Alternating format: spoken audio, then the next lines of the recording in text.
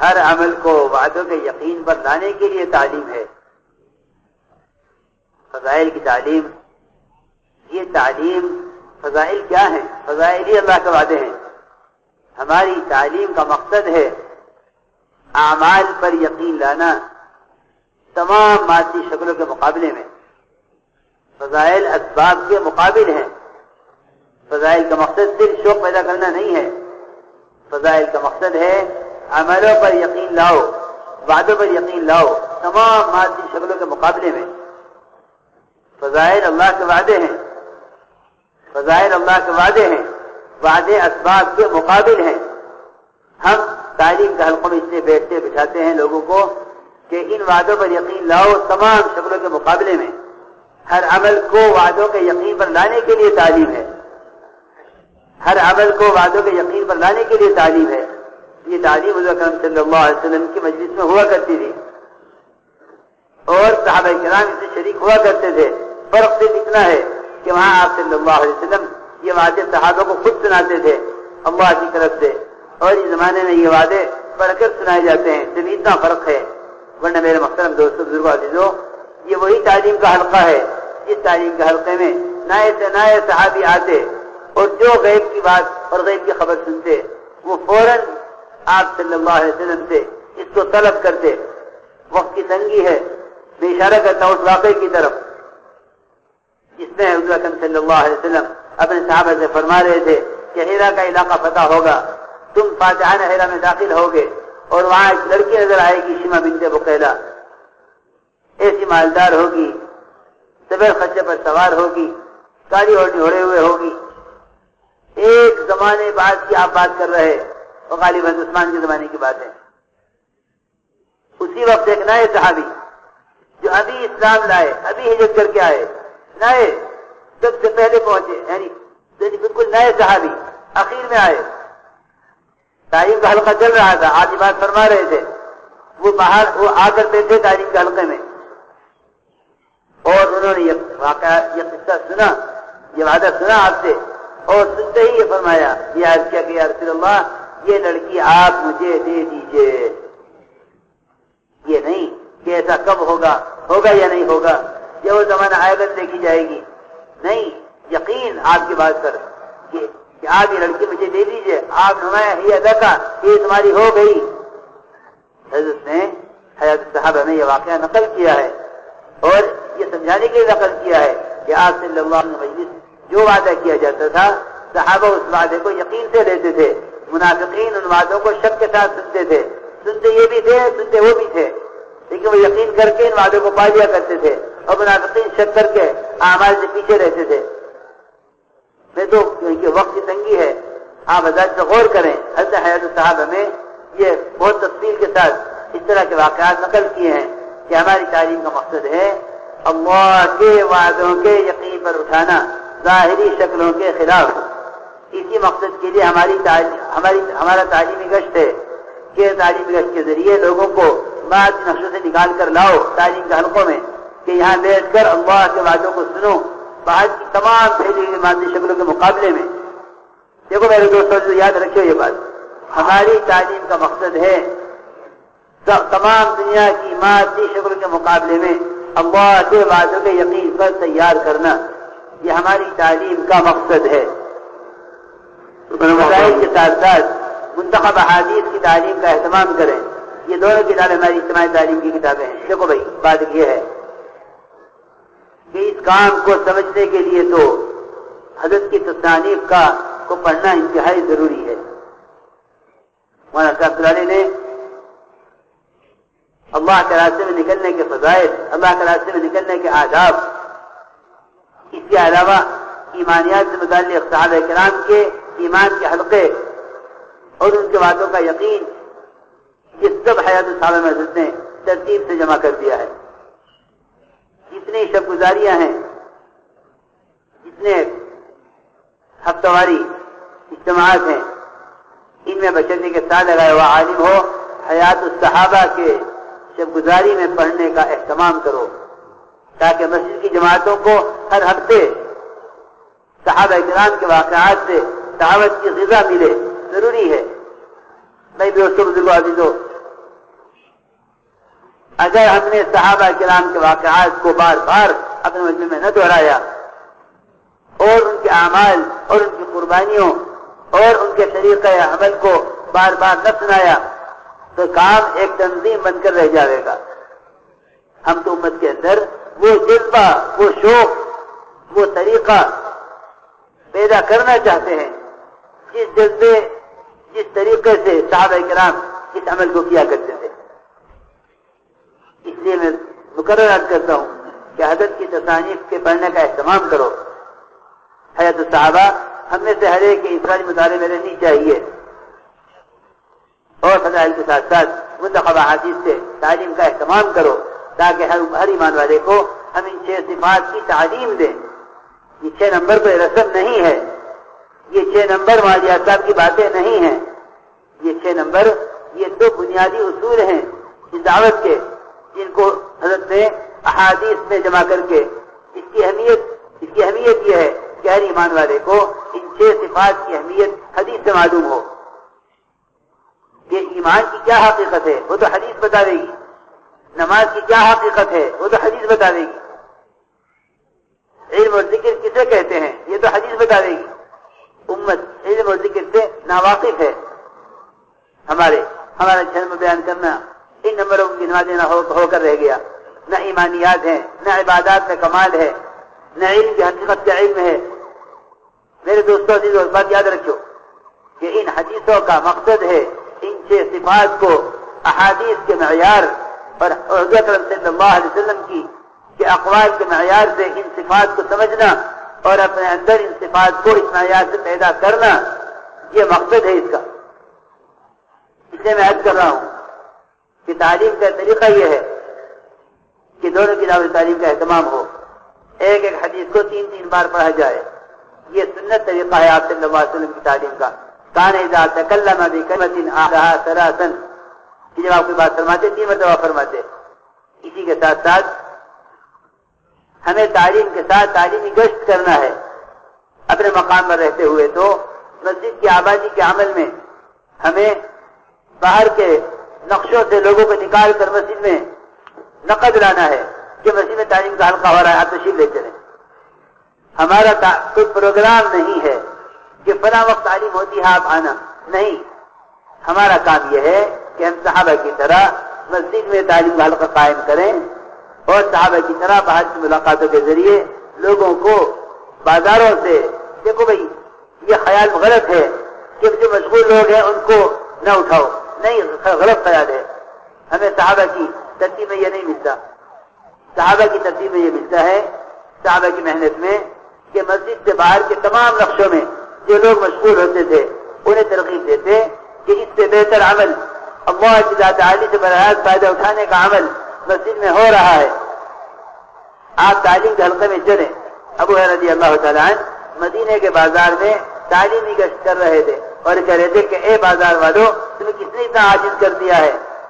انہوں نے اس کا انتظار نہیں کیا کہ بازار بند ہو جائیں تو پھر یہ گشت کریں، نہیں، بازار کھلے ہوئے تھے اور کھلے بازار میں ہی بازار والوں کو دعوت دی کہ مسجد میں تعلیم کا حلقہ ہو رہا ہے، اللہ کے نبی صلی اللہ علیہ وسلم کی میراث تقسیم کی جا رہی ہے، تم لوگ کیوں نہیں اپنے جا کے حصہ لے لیتے اللہ کے نبی کی میراث میں سے. حضرت ابو ہریرہ رضی اللہ تعالیٰ عنہ بازار میں ہی رہے کہ یہ لوگ واپس آئیں گے، وہاں میراث نہ دیکھ کر، مال نہ دیکھ کر. یہ لوگ واپس آئے، ابو ہریرہ رضی اللہ عنہ کو دوبارہ بھیجا کہ اللہ کے نبی کی میراث یہی تعلیم کے حلقے ہیں. اس لیے میرے بزرگوں دوستوں عزیزوں، یہ ایک حقیقت ہے کہ ہم گشتوں کے ذریعے لوگوں کو اپنے مقام پر ہوں یا باہر ہوں، اللہ کے راستے میں نکلے ہوئے ہوں، تعلیم کے حلقوں میں لوگوں کو نقد جوڑنے کی کوشش کریں کہ مسجد میں عمل جاری ہے، آپ مسجد تشریف لے چلیں. جو رغبت سے شوق سے آ جائے ٹھیک ہے، جو آنے سے عذر کرے اس کو بتا دو کہ آپ اس سے پھر وقت لے لو کہ آپ مسجد کو کون سا وقت دے سکتے ہیں. ہماری مسجد کی آبادی میں یہی ترتیب ہے کہ ہر ایمان والے کو تو پہلے کوشش کرو مسجد میں لانے کی. اگر وہاں سے عذر کرے تو وہاں اس سے پوری بات کرنے کے بعد اس سے فارغ وقت مسجد کے لیے لے لو. سمجھتے تھے کہ چلیے نا فارغ وقت مسجد کو، اب یہ فارغ وقت مسجد کو دے گا اور کام کو سمجھے گا تو مشغولی کا وقت فارغ کرے گا اس کام کے لیے. اس لیے ہمیں صحابہ کی طرح میں عرض کر رہا ہوں کہ تعلیم کے ساتھ صحابہ یہ گشت بھی کرتے تھے کہ سارے محدثین کے امام رضی اللہ تعالیٰ عنہ وہ بازار میں لوگوں کو تعلیم کے لیے نقل اٹھا کر مسجد میں بھیج رہے. اس طرح میں نے عرض کیا کہ دونوں کتابوں سے تعلیم کا اہتمام کریں. ایک تو علم ہے فضائل کا، ایک علم ہے مسائل کا. مسائل کا علم علماء کی صحبت سے، علماء کی مجلسوں سے، علمی مجالس میں شرکت کرنے سے، علماء کی زیارت سے. سمجھتے تھے علماء کی زیارت کو عبادت یقین کرو. اور اس کے لیے ساتھ ضروری ہے ایک بات کہ اپنی اپنی مسجدوں میں اپنے بچوں کے لیے اور بچوں کے لیے کیا آپ سے بڑوں کی بھی ضرورت ہے کہ قرآنی مکاتب کا اہتمام کریں. کہ بھئی ہماری مسجد میں امام صاحب ہیں کہ امام صاحب آپ نماز پڑھاتے ہیں 5 وقت کی، مسجد کے ساتھ حجر آپ کو ملا ہوا ہے، میں یہاں 24 گھنٹے آپ کا رہنا ہے. ہمارے بچے صبح اسکول سے پڑھ کر آتے ہیں، آپ انہیں شام کو قرآن کی تعلیم دے دیا کریں، قرآن پڑھا دیا کریں. صبح سے شام تک مسجد میں قرآن کا حلقہ چل رہا ہے. جو بچے صبح کو فارغ ہیں وہ قرآن پڑھنے کے لیے آ گئے. جو صبح دنیاوی فنون حاصل، علم تو میں نہیں کہتا دنیاوی علم نہیں ہے، دنیاوی فنون حاصل کرنے کے لیے گئے ہیں صبح کو، وہ شام کو آ کر قرآن سیکھ لیا کریں. اس طرح ہم اپنی مسجدوں کے اندر اپنے بچوں کی قرآنی تعلیم کا مکتب ضرور قائم کریں. یہ انتہائی ضروری عمل ہے. طرح ہماری ہر مسجد میں قرآنی مکاتب ہوں اور ہم گشتوں کے ذریعے بھی بچوں کے والدین کو اور اس گھر کے مرد کو متوجہ کریں کہ آپ نے بچوں کو قرآن سیکھنے کے لیے مسجد میں بھیج دیا کریں. اس لیے کہ قرآن کا حکم ہے قوا انفسکم واہلیکم نارا، کہ اپنے آپ کو اور اپنے گھر والوں کو جہنم کی آگ سے بچاؤ دین سکھلا کر. یہی تفسیر کی ہے، یہی تفسیر ہے اس کی، قوا انفسکم واہلیکم نارا، کہ اپنے آپ کو اور اپنے گھر والوں کو دین سکھلاؤ. ہماری یہ بھی ذمہ داری ہے کہ اپنی مسجد کے اندر قرآن کا حلقہ قائم کر کے بچوں کی قرآن کی تعلیم کا اہتمام کیا جائے. تو میرا محترم دوست بزرگ ہو، এমনি ভাবে যে এই রাস্তার মধ্যে আমরা যাইতেছি, আমরা তালিমের হালকা করব. তো এই তালিম বলে যে এই তালিমের হালকা দ্বারা উদ্দেশ্য হলো যে আল্লাহ তাআলার ওয়াদার উপরে ইয়াকিন হাসিল করা. আল্লাহ তাআলার ওয়াদার উপরে ইয়াকিন আমাদের হয়ে যায়. এই তালিমের উদ্দেশ্য এটা না যে আমলের শখ পয়দা হয়ে যাবে, আমল করার শখ পয়দা হয়ে যাবে. তালিমের উদ্দেশ্য হলো যে ভাই এই তালিমের দ্বারা আল্লাহ তাআলার ওয়াদার উপরে ইয়াকিন পয়দা হয়ে যায়. ফাজাইল কাকে বলে? ফাজাইলের তালিম। আমরা বলি যে তাবলীগের মধ্যে ফাজাইলের তালিম হয়। তো ফাজাইল মানে কি? তো ফাজাইল মানে হলো আল্লাহ তাআলার ওয়াদা। আল্লাহ তাআলা আমলের সঙ্গে ওয়াদা করছেন, দুনিয়ার কোন জিনিসের সঙ্গে, দুনিয়ার কোন টাকা পয়সার সঙ্গে, চাকরি বাকরির সঙ্গে, দুনিয়ার কোন জায়গা জমিনের সঙ্গে, দুনিয়ার কোন জিনিসের সঙ্গে আল্লাহ পাকের ওয়াদা নাই. আল্লাহ পাকের সমস্ত ওয়াদাই হলো আমলের সঙ্গে। যে আমল রাসূলুল্লাহ সাল্লাল্লাহু আলাইহি ওয়াসাল্লাম আল্লাহ পাকের তরফ থেকে তার বান্দাদের জন্য নিয়ে আসছেন, সেই আমলের সঙ্গে আল্লাহ তাআলার ওয়াদার সম্পর্ক. তো কাজেই আল্লাহ তাআলার ওয়াদার কথা শুনি যে কোন আমলের দ্বারা আল্লাহ তাআলা কি ওয়াদা করতেছেন, কোন আমলের উপরে আল্লাহ তাআলা কি ওয়াদা করতেছেন। তো এটাকে শুনবার জন্য তালিমের হালকা কায়েম করা, ফাজাইলে আমাদের তালিমের হালকা, যে ওই হালকার মধ্যে আমাদের উদ্দেশ্য হলো যে ভাই আল্লাহ তাআলার ওয়াদার উপরে ইয়াকিন পয়দা হয়ে যায় এবং আমলের দ্বারা যে সমস্যার সমাধান হয়ে যায় এইটার ইয়াকিন পয়দা করা। আজ তো দুনিয়ার জিনিসের দ্বারা, টাকা পয়সার দ্বারা, দুনিয়ার আসবাবের দ্বারা আমাদের সমস্যার সমাধান হবে, এইটার ইয়াকিন আজ আমাদের দিলের ভিতরে আছে। এর পরিবর্তে এইটার মোকাবেলায় আমাদেরকে এই কথার ইয়াকিন দিলের মধ্যে পয়দা করতে হবে যে না, দুনিয়ার কোন জিনিসের দ্বারা আমাদের সমস্যার সমাধান হবে না, কারণ দুনিয়ার কোন জিনিসের সঙ্গে আল্লাহ পাকের কোনো ওয়াদা নাই। আল্লাহ তাআলার সমস্ত ওয়াদা হলো আমলের সঙ্গে। তো কাজেই আল্লাহ তাআলা কোন আমলের উপরে কি ওয়াদা করছেন ওইটার ইয়াকিন শুনতে শুনতে বারবার শোনার দ্বারা ওইটার ইয়াকিনকে দিলের মধ্যে পয়দা করা। তালিমের হালকা এই জন্যই কায়েম করা যে যাতে আমাদের দিলের ভিতরে আল্লাহ পাকের ওয়াদার ইয়াকিন পয়দা হয়ে যায়। এবং আল্লাহ তাআলার ওয়াদার ইয়াকিন যখন পয়দা হবে, তখন এই ওয়াদাকে পাওয়ার জন্য যে আমল বাঁচাইছে সেই আমলের উপরে, সে আমলের জন্য শখ করবে।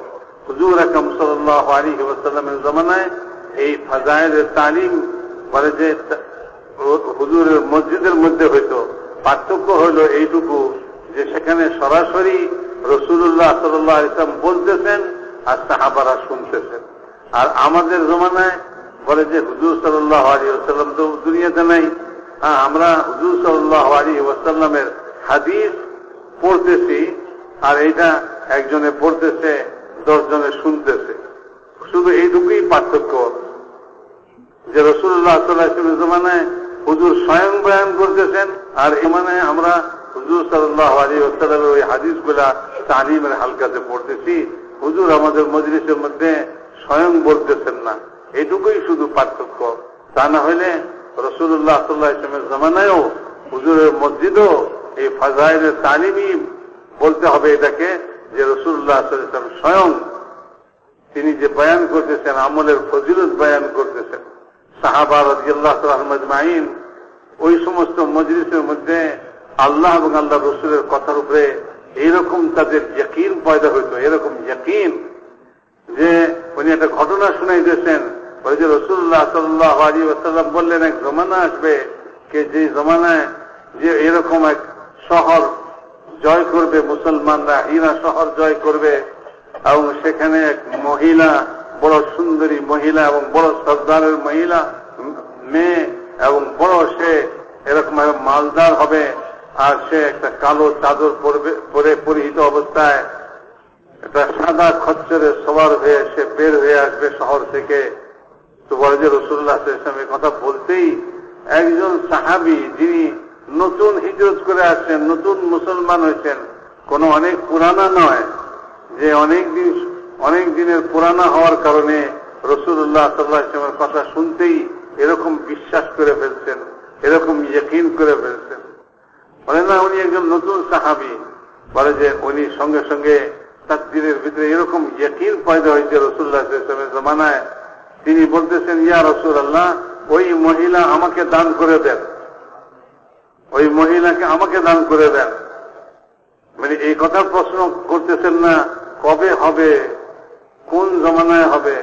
বলে যে এটা, উনি বলেন যে এটা হয়তোবা হযরত ওসমান রাদিয়াল্লাহু তাআলা আনহু খেলাফতের জমানায় এই ঘটনা ঘটছে, অথচ এই ঘটনার কথা বলতেছেন রাসূলুল্লাহ সাল্লাল্লাহু আলাইহি ওয়াসাল্লাম তার নিজ জমানায়। হযরত আলী, হযরত আবু বকরের জমানা পার হয়েছে, হযরত উমরের জমানা গেছে, তারপরে হযরত ওসমান রাদিয়াল্লাহু তাআলা আনহু খেলাফতের জমানা আসছে। তো কত পরে এই ঘটনা ঘটবে, এই ঘটনা রাসূলুল্লাহ সাল্লাল্লাহু আলাইহি ওয়াসাল্লাম সাহাবাদেরকে শুনাইতেছেন।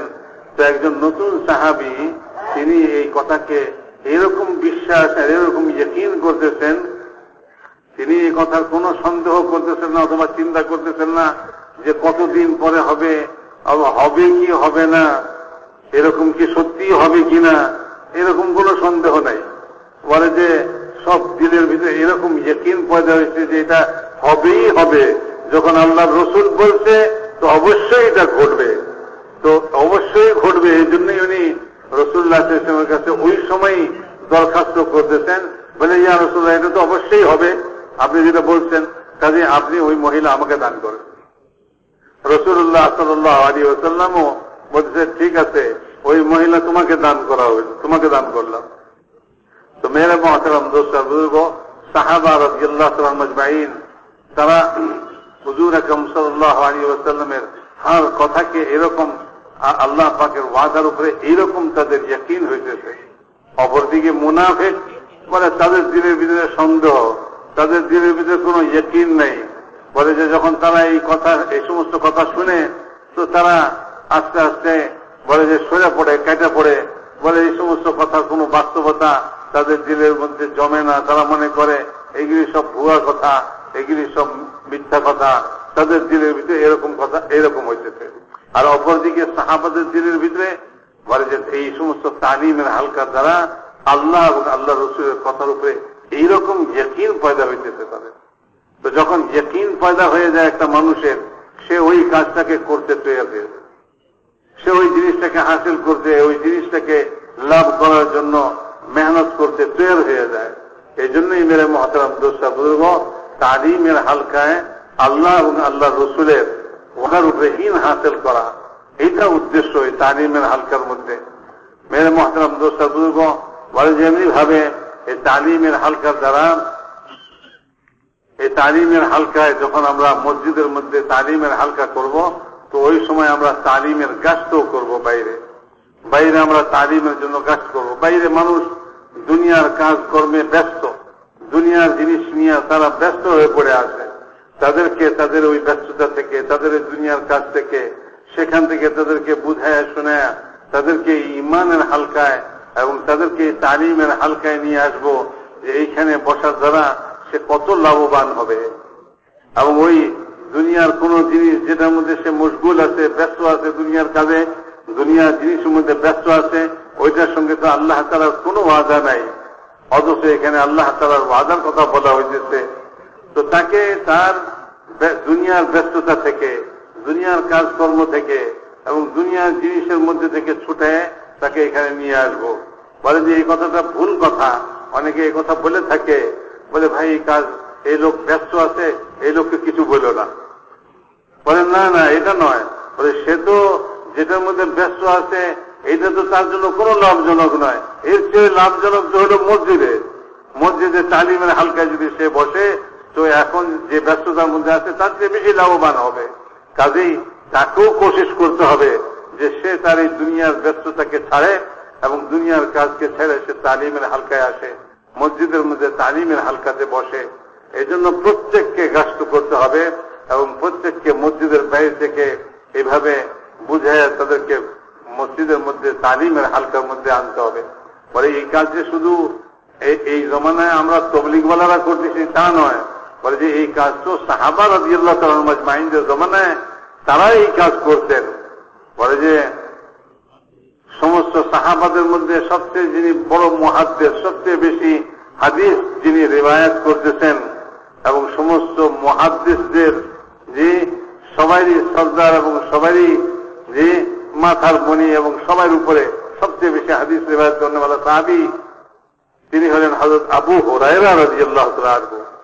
হাদিসের মধ্যে রাসূলুল্লাহ সাল্লাল্লাহু আলাইহি ওয়াসাল্লামের হাদিসের যে যত কিতাব আছে সব জায়গার মধ্যে হযরত আবু হুরায়রা থেকে সবচেয়ে বেশি হাদিস রিওয়ায়াত হয়েছে। তো এই হযরত আবু হুরায়রা রাদিয়াল্লাহু তাআলা আনহু তিনি মসজিদের বাইরে তালিমের সময় তালিমের গাস্ত করতেছেন, মসজিদের বাইরে তালিমের গাস্ত করতেছেন। উনি বাজারে যেতেন, বাজারে যে লোকদেরকে বলতেছেন, আরে তোমাদেরকে কি জিনিস এরকম অক্ষম বানাইলো, অপারগ বানাইলো যে রাসূলুল্লাহ সাল্লাল্লাহু আলাইহি ওয়াসাল্লামের মিরাস বন্টন হইতেছে, রাসূলুল্লাহ সাল্লাল্লাহু আলাইহি ওয়াসাল্লামের সম্পত্তি বন্টন হইতেছে মসজিদে, আর তোমরা এখানে বসে আছো।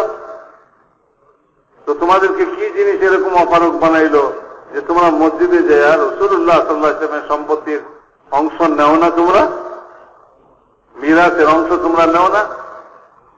তো সব লোক দৌড়ে মসজিদে বাজার থেকে বলে যে উনি এই কথা চিন্তা করেন, আরে এরা বাজারে ব্যস্ত আছে, আচ্ছা এদের বাজারের কায় কারবার শেষ হোক, তাদের বেচা কিনা শেষ হয়ে যায়, তারপরে তাদেরকে মসজিদে যাওয়ার জন্য বলবো। না, তার বাজার খুব গরম, বাজারে খুব বেচা কিনা হয়েছে। এরকম সময়ে হযরত আবু হুরায়রা রাদিয়াল্লাহু তাআলা আনহু বাজারে ওই আওয়াজ লাগাইতেছেন, আরে তোমরা কেন এত অপারগ হইলা, কেন এত অক্ষম হইলা যে মসজিদে রাসূলুল্লাহ সাল্লাল্লাহু আলাইহি ওয়াসাল্লামের সম্পত্তি বন্টন হইতেছে আর তোমরা সেই সম্পত্তির অংশ নেওয়ার জন্য যাও না, তোমরা বাজারে বসে রয়েছ। বলে এই কথা শুনে সবাই বাজারের মধ্যে বেচা কিনা সব জিনিসপত্র, সব দোকান সব রেখা তারা সব মসজিদের দিকে দৌড়াইতে শুরু করে। তো মনে করলো যারা রাসূলুল্লাহ সাল্লাল্লাহু আলাইহি ওয়াসাল্লামের সম্পত্তি বন্টন হইতেছে, এটা দিকে আমি অংশ নিব না। তো সব পুরা বাজার মসজিদের দিকে দৌড়ছে। তো তারা মসজিদে যায় দেখতেছে সেখানে তালিমের হালকা হইতেছে, সেখানে আলিমের হালকা হইতেছে। তো তারা আবার ফিরে আসছে, এসে বলতেছে, আবু হুরায়রা আপনি বললেন মসজিদে রাসূলুল্লাহ সাল্লাল্লাহু আলাইহি ওয়াসাল্লামের সম্পত্তি বন্টন হইতেছে, আমরা তো সেখানে কোনো সম্পত্তি বন্টন হইতে দেখলাম না, আমরা তো দেখলাম এখানে তালিম হইতেছে।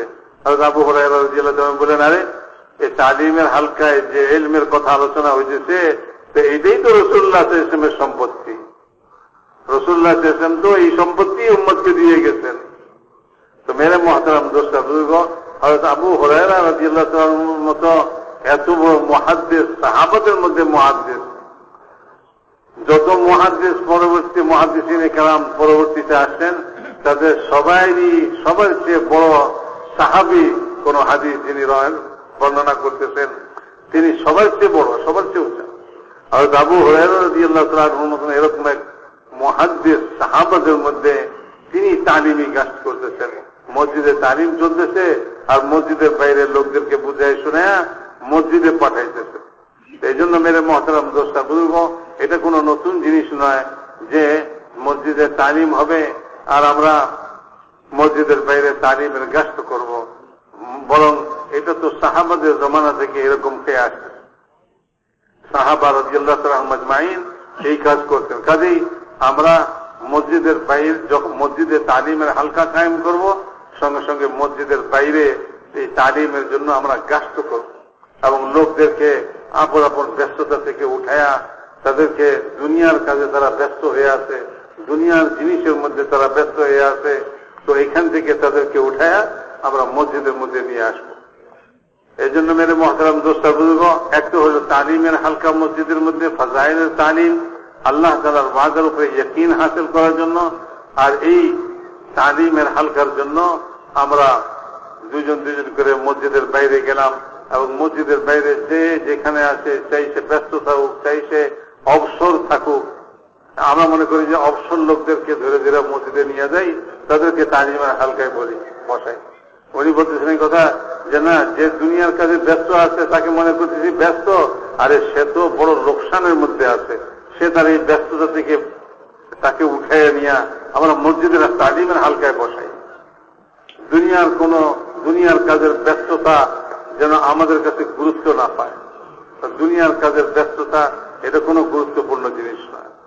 মেরে মহতারাম দোস্তা বুজুর্গ, একটা হলো তালিমের হালকা কায়েম করা, মসজিদকে আবাদ করা। আর মেরে মহতারাম দোস্ত উনি এই কথাও বলছেন এই কথা যে আমাদের এই তালিম কোনো প্রোগ্রাম নয়, যে দিনের বেলা একটা প্রোগ্রাম হবে, অমুক সময় হবে, তা আপনি অমুক সময় আসেন। কারণ আমরা তালিমের কাজ করতে গেলে অনেক সময় কোন লোক ওজোর করবে, সত্যি তার কোনো ওজোর আছে, এখন সে যাইতে পারতেছে না, তো আমরা তাকে এই কথা না বলি যে অমুক সময় তালিম হবে তো ওই সময় আপনি আসবেন, বরং এইটা বলি যে আপনি কখন আসতে পারেন, আপনি আপনার ফুরসত বলেন, আপনার এই ওজোর কখন শেষ হবে, আপনি কখন মসজিদে আসতে পারেন। এটা কি অর্থ? মানে আপনি যখনই মসজিদে আসবেন, যখন আপনার সুবিধা মতো আপনি মসজিদে আসবেন, তালিমের হালকা পাবেন। তো কাজে আমাদেরকে মসজিদে তালিমের হালকা মানে প্রোগ্রাম হিসাবে দিনে একবার এরকম নয়, বরং বাইরে যে আমি গাছ করলাম সেই হিসাবে আমাকে তালিমের হালকা কায়েম করতে হবে। একজন বলে যে ভাই আমি তো জোহরের পরে সময় দিতে হবে, আমরা তো রোজারা ঠিক করছি যে ফজরের পরে তালিম করবো, জোহরের পরে তো কেউ মসজিদে থাকবে না। অথচ গাছের মধ্যে যখন গেছি তো সে বলে আমি তো এখন এমন ব্যস্ত আছি, আমি তো এখন যেতে পারতেছি না, তা আমি তো জোহরের পরে কিছু সময় দিতে পারি। তো তখন আমাদেরকে জোহরের ভাবে আবার তালিমের হালকা জমাইতে হবে, কারণ সে জোহরের পরে আসবে এবং জোহরের পরে আসার কথা সে বলতেছে। তো কাজে ওই সময় আমাদেরকে তালিমের হালকা করতে হবে যাতে সে জোহরের পরে তালিমের হালকায় বসতে পারে। সেই জন্য মেরে মহতারাম দোস্তা বুঝব, একটা হলো যে ভাই তালিম, আরেক হলো তালিমের গাছ। একটা হল ফাজাইলের তালিম, সঙ্গে সঙ্গে মাসাইলের তালিম। বলে ভাই ওলামায়ে কেরামের কাছ থেকে মাসলা মাসাইল শিখা এবং তাদের কাছ থেকে মাসলা মাসাইল হাসিল করা, ওলামায়ে কেরামের সঙ্গে মোলাকাত এবং সাক্ষাৎ করা। মৌলানা ইলিয়াস রহমতুল্লাহ আলাইহি কথা বলতেন যে ওলামাদের জিয়ারতকে ইবাদত মনে করো, ইবাদত মনে করো, ওলামাদের জিয়ারতকে ইবাদত মনে করো। তো ওলামাদের জিয়ারত ইবাদত, তো কাজেই আমি ওলামাদের জিয়ারতে যাব, আমার মাসলা মাসাইল ইলম আমাকে হাসিল করতে হবে, তো ওলামায়ে কেরামের মজলিসে আমাকে যেতে হবে এবং ওনাদের কাছ থেকে মাসলা মাসাইল শিখতে হবে। তো একদিকে ফাজাইল তালিম মসজিদের মধ্যে হইল, আরেকদিকে মাসলা মাসাইল ওলামায়ে কেরামের সঙ্গে সাক্ষাৎ করে মোলাকাত করে আমরা সেখান থেকে এই মাসলা মাসাইলের ইলমকে হাসিল করলাম। উনি বলেন একটা কথা যে ভাই, যে এর সাথে সাথে এই জিনিসটাও গুরুত্ব সহকারে আমরা নেই যে আমাদের যে তালিম হবে, এই তালিমের মধ্যে একটু ফাজাইলের কিতাব আমরা তালিম করব, এবং এর সঙ্গে সঙ্গে মুনতাখাব হাদিস হযরত মাওলানা ইউসুফ সাহেব রহমতুল্লাহ আলাইহি যে কিতাবকে লিখছেন, জমা করেছেন, এই কিতাবের তালিমও আমরা এই ফাজাইলের তালিমের সঙ্গে সঙ্গে করব। আগেও আপনারা জানেন, আগে থেকে আপনারা করতেছেন, একদিন এই কিতাব থেকে করলে একদিন ওই কিতাব থেকে করি, এইভাবে আমরা মুনতাখাব হাদিসের তালিমও আমরা মসজিদের মধ্যে করব। আবার যে ভাই মাওলানা ইউসুফ সাহেব রহমতুল্লাহ আলাইহি এই কাজের ব্যাপারে, এই কাজের মিল যাতে সাহাবাদের সঙ্গে থাকে, সাহাবাদের মেজাজের উপরে এই কাজ আমাদের চলে, এরকম না যে যার যা মনে চাইলো সে একটা করলো, মনের মধ্যে একরকম মনে হইলো যে এরকম করলে ভালো হবে, তো সে ওরকম করতে শুরু করে দিল। না, আমাদের এই কাজের সম্পূর্ণ সামঞ্জস্যতা আর সম্পূর্ণ মিল সাহাবাদের সঙ্গে হবে। তো কাজেই সাহাবারা এই কাজকে কিভাবে করছেন, সাহাবাদের জীবনী আমাদের সামনে থাকতে হবে, সাহাবাদের অবস্থা আমাদের সামনে থাকতে হবে। এই জন্য হায়াতুস সাহাবা লিখছেন। হায়াতুস সাহাবার মধ্যে এই দাওয়াতের কাজের লাইনে সাহাবা রাদিয়াল্লাহু তাআলা আনহুম আজমাইন তারা কি উসুল এবং কি জিনিসের পাবন্দি করছেন এবং কি আমালের পাবন্দি করছেন, এই সব জিনিসগুলা হায়াতুস সাহাবার মধ্যে মাওলানা ইউসুফ সাহেব রহমতুল্লাহ আলাইহি জমা করে দিয়েছেন। এই জন্য উনি বলতেছেন যে কোনো সবগুজারির জায়গায়, যেখানে সবগুজারি হয়, সেখানে রাত্রে এশা বাদে সাল লাগানেওয়ালা ওলামায়ে কেরামের মধ্যে থেকে যিনি এই কিতাব, এই হায়াতুস সাহাবা পড়ার যোগ্যতা রাখেন, এরকম একজনকে নিয়ে হায়াতুস সাহাবা শোনা এবং হায়াতুস সাহাবা থেকে সাহাবাদের জীবনী শোনা, এবং এমনি ভাবে ইনফিরাদি ভাবেও হায়াতুস সাহাবাকে পড়া, যাতে সাহাবাদের জিন্দেগি থেকে, সাহাবাদের জিন্দেগির সঙ্গে আমাদের এই কাজের মিল হয়ে যায়, আমাদের মেজাজ সাহাবাদের মেজাজের সঙ্গে মিল হয়ে যায়, আমাদের দিলের জজবা সাহাবাদের জজবার মতো হয়ে যায়।